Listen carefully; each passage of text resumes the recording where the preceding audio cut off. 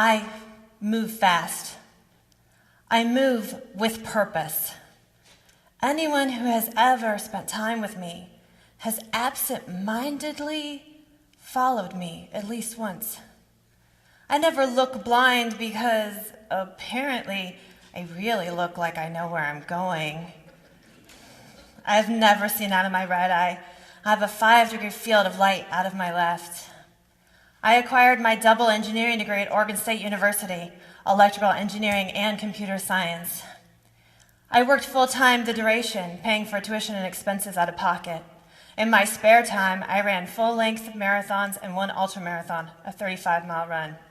I went on to be a software engineer at Microsoft. I worked evenings and weekends to get my master's degree in executive leadership. In my spare time, I ran 2 full-length Ironman distance triathlons. I have since become your 5-time U.S. national champion in the sport of sprint distance paratriathlon. I am your 3-time continental champion for North and South America. I am your 2-time bronze medalist for World Championship. I am your world record holder for fastest blind and low vision Ironman distance triathlon. I will be your U.S. representative for the 2016 Paralympics. In 2012, I had the unique honor of being named United States Association of Triathlon Athlete of the Year. What a high and low moment for my athletic career. I had opportunity to bring a companion where I would be giving an acceptance speech at the Milwaukee Art Museum. A once-in-a-lifetime opportunity. What a low moment for me.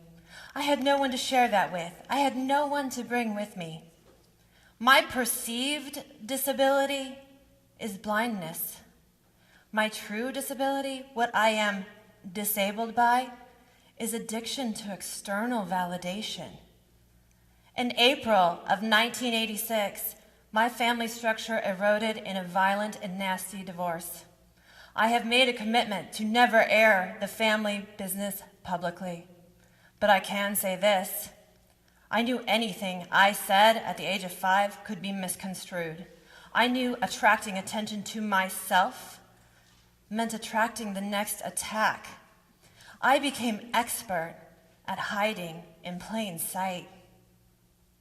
A few short months after our family structure dissolved, I was with my dad on a pier in Port Angeles, Washington. My dad is known for his humor. A seal swam up near us, and my dad was pointing it out, and he was telling me that that seal was within arm's reach. I was 5 years old. I looked, and I didn't see anything. I was pretty sure I was just the butt of a joke. I didn't think anything of it. This was my dad's first inkling that something wasn't right. He thought maybe I needed glasses. We went to every optometrist and eye doctor in the Port Angeles area. I loved going to the eye doctor because I loved these flimsy glasses that used to be taped to my shoulder. Here they are. I loved these glasses. I thought when you got these flimsy glasses, you had an instant disguise. You put on these glasses at the optometrist, and all of a sudden nobody knows where you went. Where in the world did Patricia go? Just like all of you are asking yourselves right now. After countless misdiagnoses, I went to Seattle Children's Hospital, where I would see my first neuro-ophthalmologist. I sat in another doctor's office while they shined ever brighter lights in my dilated eyes. It took the neuro-ophthalmologist seconds to see that the nerve in my right eye was dead and the nerve in my left eye was dying. We were rushed into an emergency MRI. I was a hypervigilant child, adept at sensing tensions heightening. The nurse saw my expression of concern, and she offered me a white teddy bear. I took that bear out of politeness to her, but I had a feeling that bear could not help me. MRI revealed an advanced calcified craniopharyngioma, a brain tumor above the pituitary gland underneath the cortex of the optic nerve. The grave expression on my doctor's face was all I needed to know. I thought to offer him the bear, I knew it couldn't help him either. I was rushed into emergency surgery, bound to a hospital bed, my arms and legs restrained. encircled by doctors and nurses, murmuring a language of comfort and care and consolation that could have been a foreign language. I went mute. I wanted to be invisible. I thought surely if I could just convince them that I was a good kid, they would let me go. I hated the feeling of being restrained. All the defenses that had always helped me dodge the next attack were no match. I was in surgery for 11 hours, conscious on and off. My last clear visions were of my own dissection. Damage to my pituitary gland left my brain tricking my body into believing I was dying of thirst. In recovery, the nurses were feeding me ice chip after ice chip after ice chip. I bit a nurse. I had been reduced to animalistic instincts. The nurses were desperate to offer me comfort, and she said, "Just a few minutes, and we'll let your family come in." I panicked. Conflicts had been relentless and explosive. I asked her to not let them in. I begged her to give me more time. As it would turn out, they do not let 5-year-olds make this type of decision. My family felt outed. Once my support network was allowed in, there existed anger towards me. There existed blame.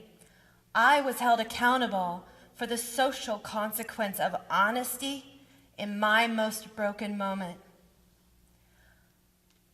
I felt with every breath that I was not normal and that my otherness was to be hidden and explained away.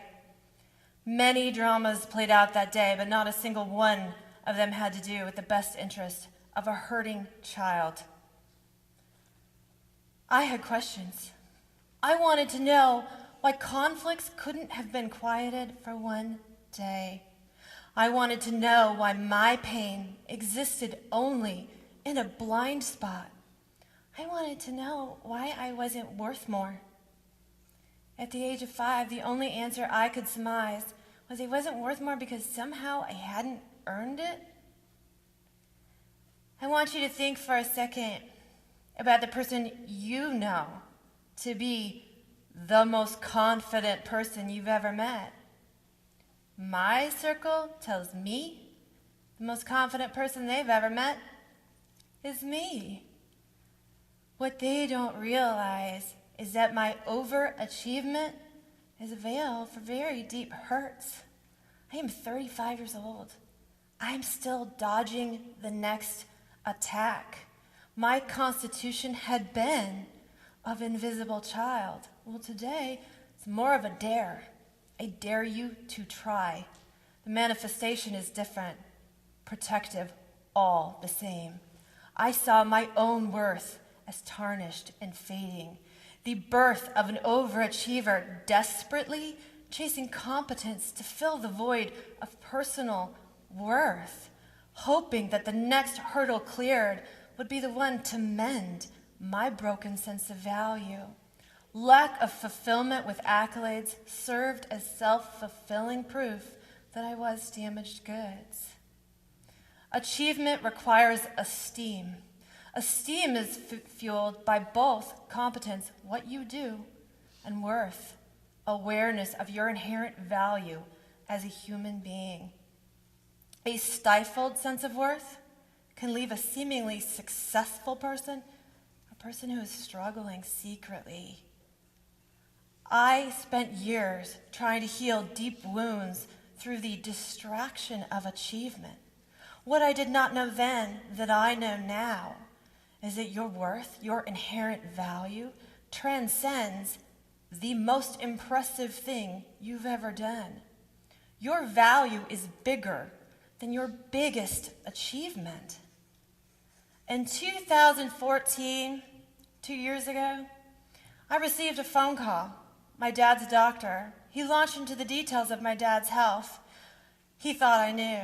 My dad had not yet told me. They were testing for a terminal illness.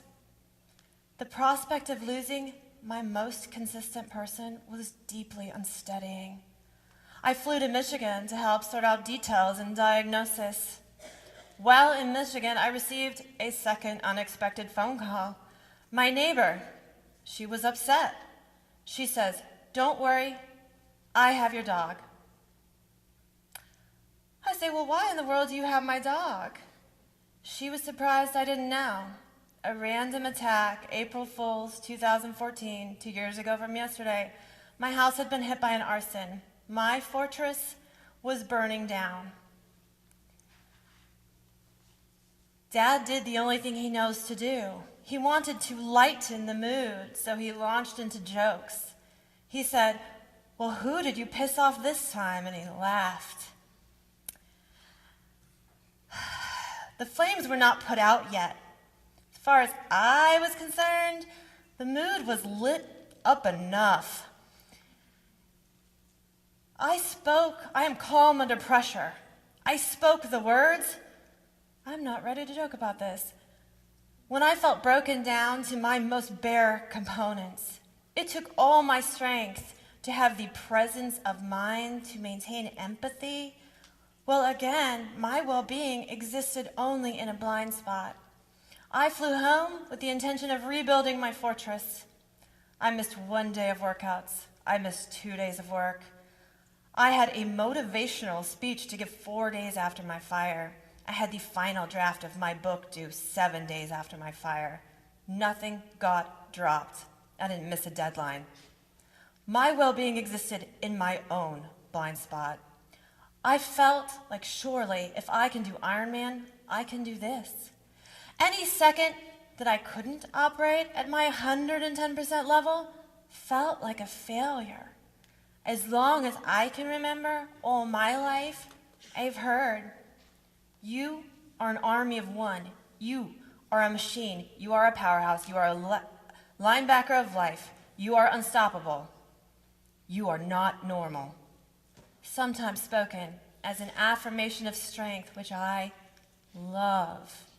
Sometimes spoken dripping with resentment, which I do not love. There is disservice in my detachment.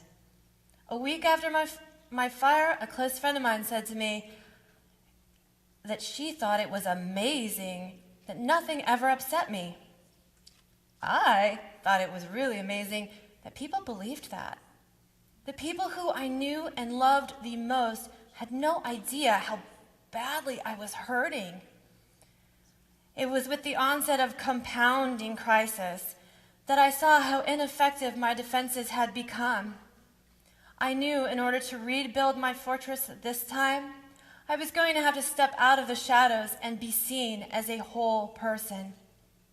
And when I did, the outpouring of kindnesses were awe-inspiring. I received cards, donated clothes, donated furniture. My coworkers at Mazzito handed me an envelope with a few $1,000s of cash. Their financial support helped me rebuild my things, but their gesture changed me as a person.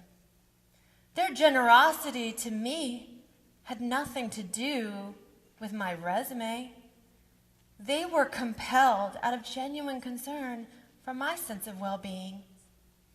They were compelled out of genuine concern for my safety. They were compelled because they saw my worth. In my athletic career, I have had more wins than I have had losses, and yet I could not describe for you what it feels like to win. The rush of a win is momentary. If your identity is rooted in a win, you will be left wanting for the next rush of validation. I can tell you what it feels like to show up for your last Paralympic qualifying event. Come out of the water strong, in the lead. Get a flat tire. Now you're in the back. Fight back to get fourth. Now you have qualified by a razor's edge margin, which is not how you saw this going. To have a competitor approach you and give you a heartfelt and unexpected hug as she says, "Patricia, I never wanted to win like that." I melted in that moment, a wash of warmth for genuine kindness and a flood of deep respect for good sportsmanship. I can tell you what it feels like to stand on the shores of Rio de Janeiro as your personal hero and dear friend teaches you the ceremonial way of folding our nation's flag. I get goosebumps every time.